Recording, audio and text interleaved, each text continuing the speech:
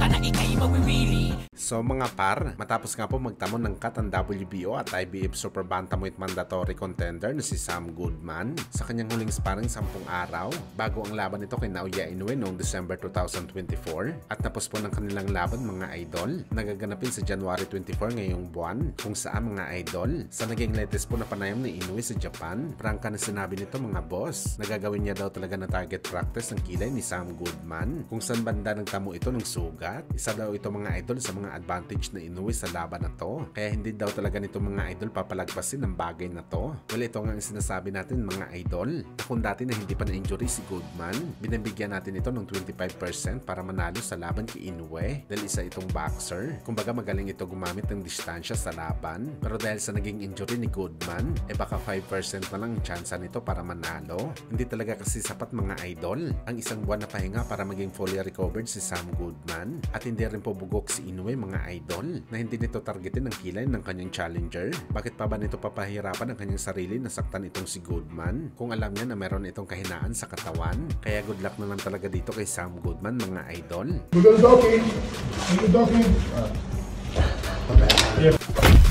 Samantala, Devin Boy Ilonghainy nakarating na po sa bansang UK para sa kanyang public workout bukas. Kung saan mga idol, paglapag pa lang na Haney sa London, hinuli kaagad siya ng voluntary anti-doping agency o BADA at kaagad ito kinunan ng dugo para sa kanyang mandatory drug test. Sa ngayon mga idol, hindi pa malinaw kung sino ang makakalaban dito ni Devin Boy Ilonghainy. Pero dalawang boxer mga idol ang bulong-bulungan ng mga boxing fans na posible nito makalaban sa March 25. Ito nga si Campbell Hatton, anak ni Ricky Hatton o di kaya si Tevin Palmer. Kaya abangan na lang natin mga idol ang update sa laban ni Boy Ilong.